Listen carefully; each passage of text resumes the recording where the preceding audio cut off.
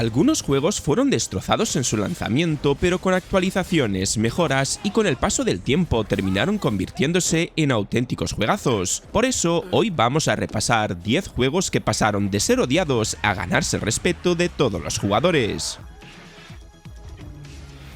Y comenzamos con posiblemente el ejemplo más famoso de todos, No Man's Sky. Durante años, Hello Games había vendido la fantasía definitiva, un universo infinito, planetas únicos, criaturas extrañas, exploración sin límites y encuentros con otros jugadores. El problema es que cuando llegó en 2016, muchas de esas promesas estaban ausentes, recortadas o eran muchísimo más simples de lo esperado. El universo era enorme, sí, pero también podía sentirse vacío y repetitivo.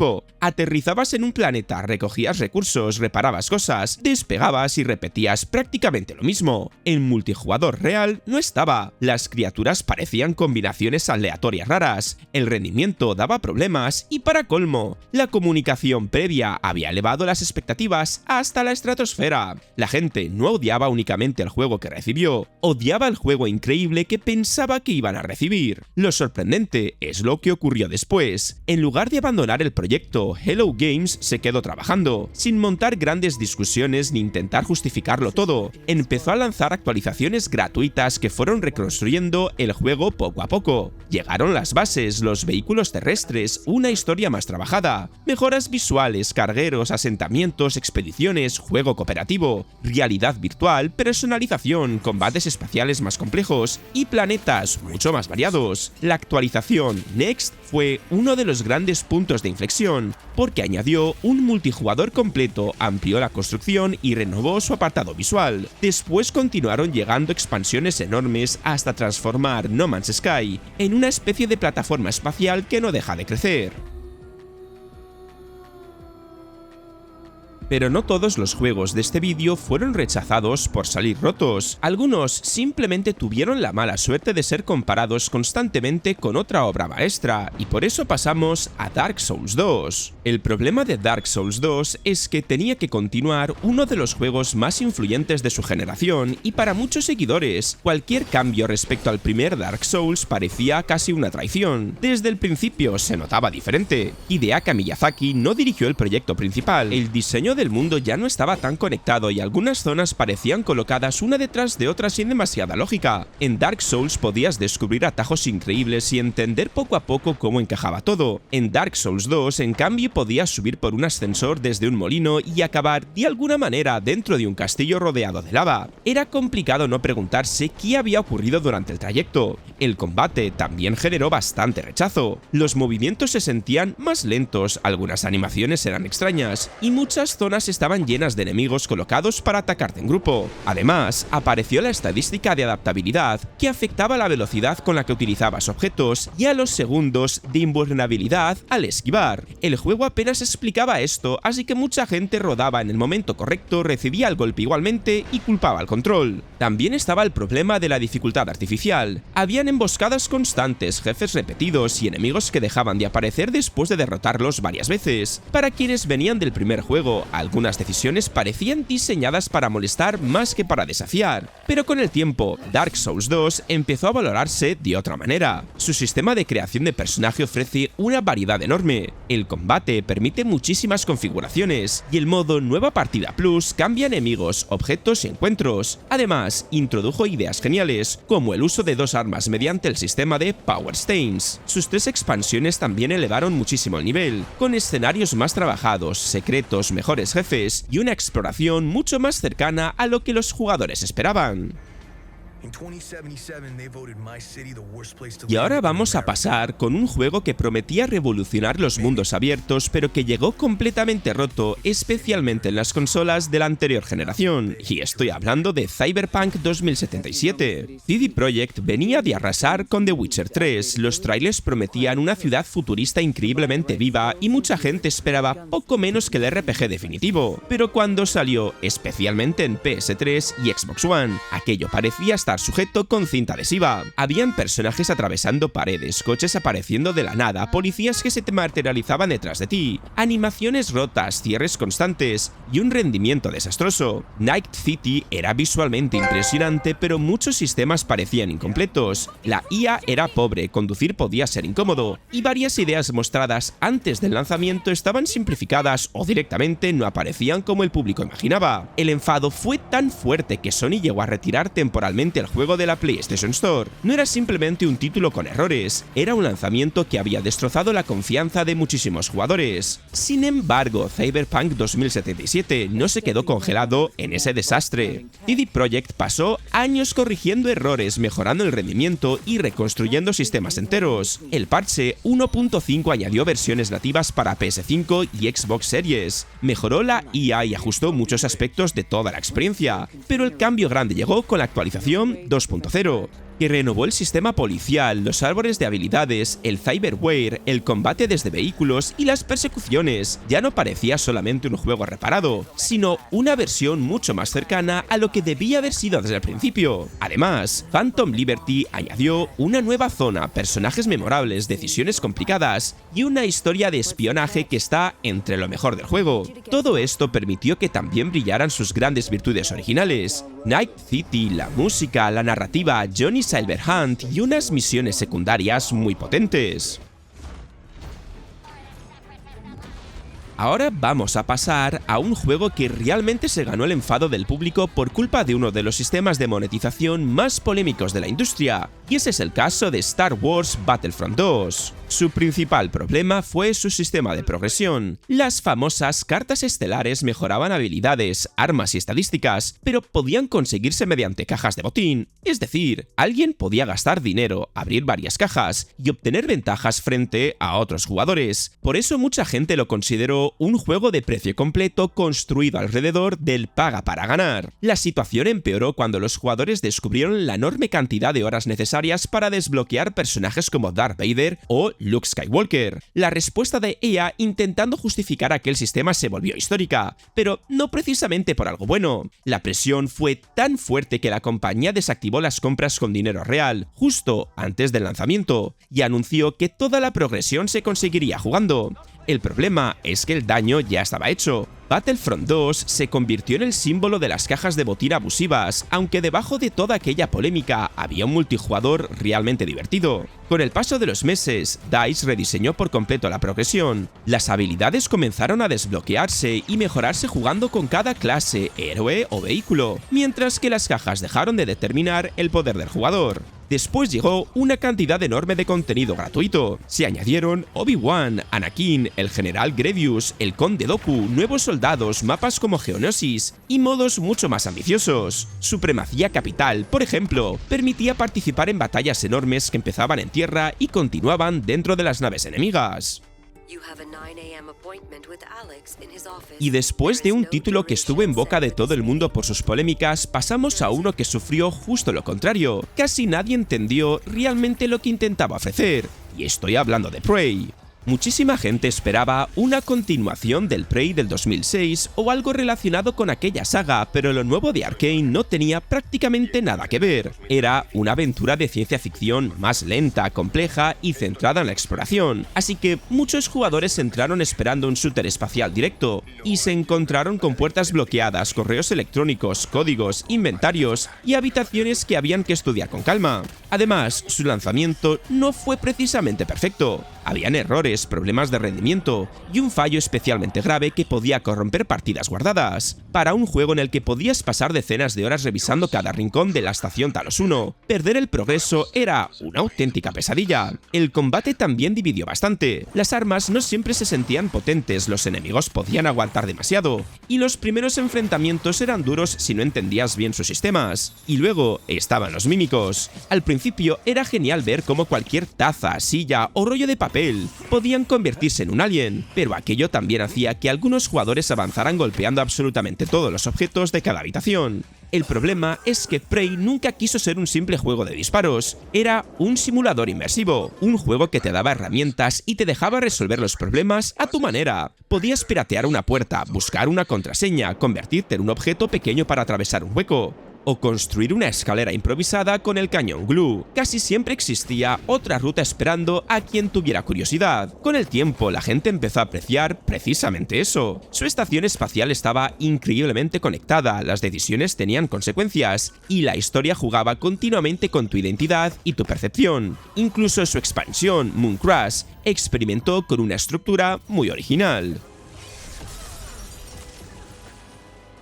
Y el siguiente juego no pedía solamente paciencia, también pedía que consiguieras sobrevivir a servidores caídos, objetos inútiles y una dificultad completamente desequilibrada. Y pasamos a Diablo 3. Y es que habían pasado más de 10 años desde Diablo 2, los jugadores tenían las expectativas por las nubes, y Blizzard parecía incapaz de equivocarse, pero llegó el día del lanzamiento y en lugar de entrar tranquilamente a matar demonios, millones de personas se encontraron luchando contra el enemigo más poderoso de todos, el famoso Error 37. El juego exigía conexión permanente a internet, incluso para jugar en solitario, y los servidores no soportaron la avalancha de usuarios, habían desconexiones, largas esperas y gente que había pagado por un juego al que directamente no podía entrar. Pero aquello solamente fue el comienzo. El mayor problema estaba en el sistema de objetos. Diablo siempre había consistido en derrotar enemigos para conseguir equipo mejor, pero en Diablo 3 el botín rara vez parecía útil. Podías jugar durante horas y recibir objetos completamente inútiles para tu personaje. Mientras tanto, la casa de subastas permitía comprar y vender equipamiento, incluso utilizando dinero real. Esto provocaba muchas veces que fuese más eficiente abrir el mercado que salir a matar monstruos. Además, la dificultad Inferno estaba muy mal equilibrada. Algunos enemigos podían eliminarte prácticamente de un golpe.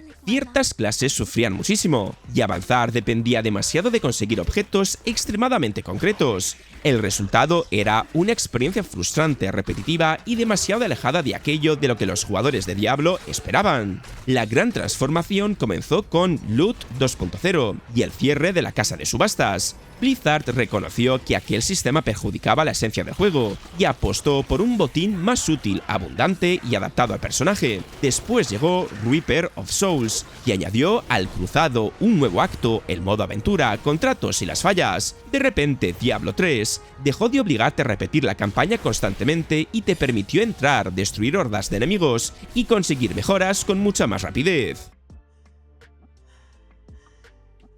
Y después de matar miles de demonios en busca de mejores objetos, cambiamos de escenario para enfrentarnos a una criatura que no podíamos matar, solamente evitar. Continuamos con Alien Isolation. Después del desastre de Aliens Colonial Marines, la confianza en cualquier nuevo juego de Alien estaba por los suelos. Mucha gente esperaba otro shooter genérico lleno de xenomorfos, pero Creative Assembly hizo justo lo contrario. En Alien Isolation apenas tenías recursos, las armas servían de poco, y el alien no era un enemigo normal al que pudieras derrotar. Era una criatura impredecible que podía aparecer en cualquier momento y mandarte directamente al último punto de control. Eso generaba una tensión brutal, pero también bastante frustración. Su IA artificial parecía aprender de tus hábitos, así que esconderte siempre en los mismos armarios dejaba de funcionar. Podías pasar 20 minutos avanzando con muchísimo cuidado, cometer un pequeño error y perder todo ese progreso. Además, el sistema de guardado manual obligaba a llegar hasta una terminal, activar el guardado y esperar unos segundos mientras rezabas para que el alien no apareciera detrás. Otro problema era su duración. La campaña podía alargarse más de 20 horas y daba la sensación de terminar varias veces antes del final verdadero. Algunas secciones repetían objetos, los androides podían resultar pesados, y ciertos jugadores sentían que la tensión inicial acababa demasiado en cansancio. Incluso recibió críticas sorprendentemente duras por ser demasiado largo, difícil y repetitivo. Pero con el paso del tiempo, precisamente esas características comenzaron a valorarse. La gente entendió que Alien Isolation no quería ser una aventura cómoda, quería hacerte sentir como una persona normal encerrada con la criatura más peligrosa del universo. Su ambientación sigue siendo espectacular, con pasillos retrofuturistas, luces parpadeantes, sonidos metálicos y una fidelidad increíble a la película original. Pero Alien Isolation no fue el único juegazo que recibió críticas exageradas desde sus primeros meses. The Witcher 3 ya era excelente desde el lanzamiento, aunque tampoco pudo escapar de una polémica enorme.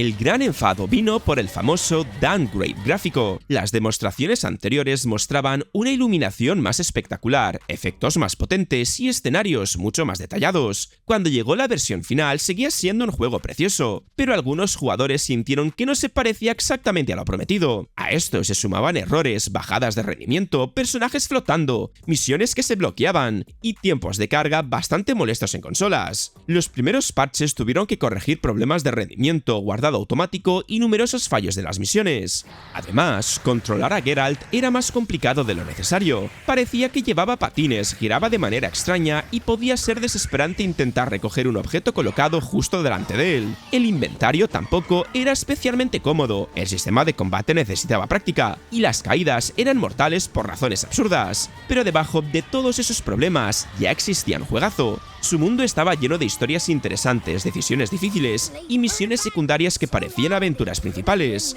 Con los parches, CD Projekt mejoró el movimiento, corrigió errores y añadió pequeños cambios de comodidad. Después llegaron los DLCs Hearts of Stone y Blood and Wine, dos expansiones enormes que elevaron todavía más la calidad del conjunto. Y años más tarde, la actualización para la nueva generación añadió mejores gráficos, cargas más rápidas, cámara cercana, lanzamiento rápido de señales, progresión cruzada y diferentes mejoras técnicas. Y de un RPG que fue reconocido rápidamente como una obra maestra pasamos a un juego que parecía otro shooter militar genérico pero que escondía algo mucho más oscuro. Estoy hablando de Spec Ops: The Line. El problema con Spec Ops: The Line fue mucho más extraño. Muchos lo vieron, pensaron que era otro shooter militar genérico y pasaron completamente de él. En una época dominada por Call of Duty, Battlefield y Gears of War, su portada, sus armas y su sistema de coberturas no parecían ofrecer nada especialmente nuevo. Y siendo sinceros, durante sus primeras horas tampoco ayudaba demasiado. El combate era bastante convencional, la IA tenía momentos torpes, el multijugador parecía metido por obligación y algunas mecánicas ya se sentían anticuadas. Muchos análisis reconocieron que su historia era interesante, pero criticaron una jugabilidad poco innovadora y un apartado multijugador bastante flojillo. Pero entonces la historia empieza a torcerse, y te das cuenta de que Spec Ops: The Line nunca quiso ser simplemente otro juego de soldados heroicos. Su intención era utilizar las reglas del shooter militar para hablar sobre la violencia, la culpa y esa obsesión que tienen muchos protagonistas post considerarse héroes, incluso cuando están empeorando absolutamente todo. Los propios desarrolladores explicaron que querían cuestionar las convenciones narrativas del género y obligar al jugador a reflexionar sobre sus acciones. El capitán Walker llega a una Dubái destruida creyendo que puede salvar a todos, pero cada decisión lo hunde todavía más. El juego comienza como una misión de rescate y termina convirtiéndose en un descenso psicológico bastante incómodo. No busca que te sientas poderoso, sino que empieces a preguntarte por qué continúas avanzando y disparando.